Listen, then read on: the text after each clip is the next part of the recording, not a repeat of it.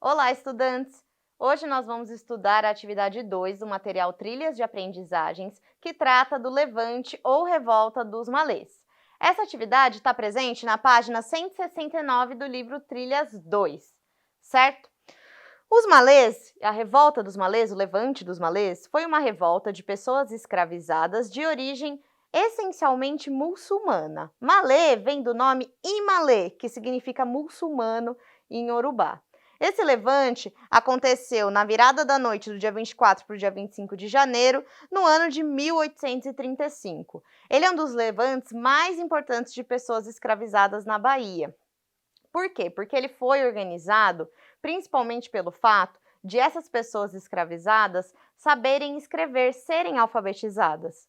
Isso se dá por conta de o Corão ser um texto escrito sagrado muito importante para os muçulmanos e por isso grande parte deles sabia ler e escrever em árabe. Isso fez com que fosse possível que eles organizassem melhor o levante, sem que outras pessoas conseguissem ler ali o que eles estavam combinando naqueles papeizinhos. É importante ressaltar que não são todas as pessoas escravizadas que são traficadas para o Brasil que são muçulmanas. Então, há uma variedade cultural muito grande entre as pessoas escravizadas. Os imalês são um tipo desses grupos, certo? Os malês eles foram para as ruas guerrear usando uma espécie de abadá branco, que mostra aqui nessa imagem, que é uma gravura da época que eles usaram, que é uma espécie de camisolão que é tipicamente muçulmano de fato. Além disso, eles carregavam, pendurado no pescoço, esses caderninhos que são um amuleto de rezas, no qual está escrito passagens do Alcorão, esse livro tão importante para eles.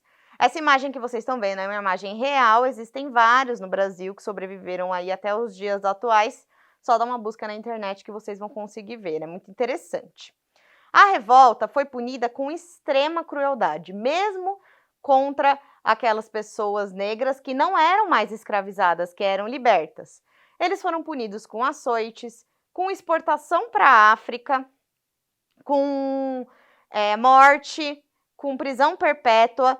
Estima-se que até mesmo pessoas idosas tenham sido duramente castigadas. Tem um homem negro idoso chamado Pacífico Lituan que tomou 1.200 chibatadas. Um outro, chamado Nagô Narciso, acabou morrendo por conta dessa pena de tortura. Então, realmente, a revolta foi aí reprimida de uma forma muito violenta que levou ao falecimento de grande parte de seus líderes, certo? Outra coisa que eu queria chamar a atenção para vocês nessa aula, que é importante nós entendermos, é que nós, historiadores, não usamos mais o termo escravo para designar essas pessoas que foram sequestradas na África e trazidas para o Brasil. Isso porque, quando você usa o termo escravo, fica parecendo dar a entender que aquela pessoa é um escravo, que faz parte da essência dela, é o que ela é um escravo. E a gente sabe que isso não é verdade. Essas pessoas foram escravizadas mediante violência, mediante coerção, elas foram obrigadas, foi uma violência extrema que foi feita contra essas pessoas. Por isso, sempre que nós formos falar de pessoas escravizadas, a gente vai falar exatamente dessa forma, pessoas escravizadas, e não escravo. O uso do termo escravo, gente, não é legal.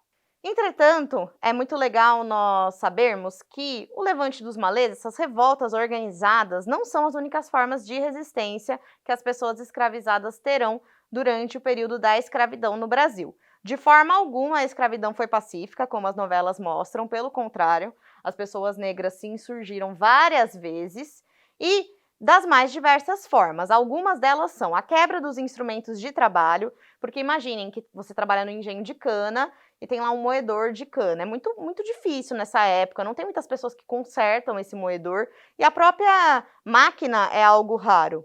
Então, geralmente, as pessoas escravizadas se juntavam, quebravam esse instrumento aí de trabalho e isso fazia com que eles ficassem sem trabalhar um tempo. Isso era uma forma de resistência. Outra forma são os motins e revoltas, como essa que nós acabamos de abordar nessa aula.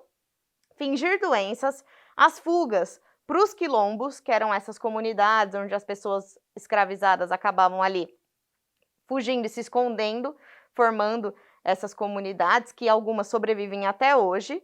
e a manutenção da cultura através da adaptação de elementos da religião, com a Umbanda e o Candomblé, por exemplo, e até mesmo a capoeira. Obrigada pela atenção! Para saber mais sobre o Levante dos Malês, eu vou indicar para vocês uma websérie que foi gravada lá no canal do YouTube da Sesc TV, que se chama Revolta dos Malês. Não se esqueça de enviar suas dúvidas para o seu professor no Google Classroom.